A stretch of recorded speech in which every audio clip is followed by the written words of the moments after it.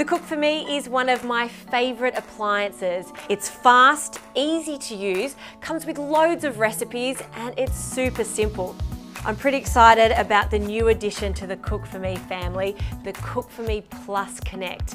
It means that you're connected to even more recipes and you can choose the meal you want on your appliance. So tonight I feel like making a soup, and you can see on the app there are so many different soups. So how about the miso soup?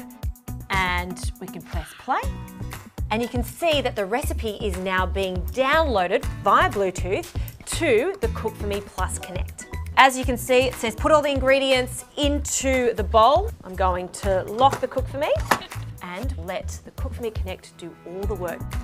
The best thing about the Cook4Me Connect is it releases the pressure automatically, and you can monitor the cooking process from your smartphone or your tablet from the other room.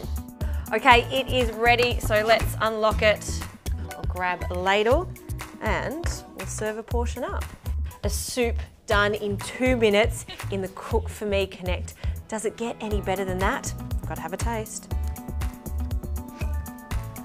Oh, that's a good soup.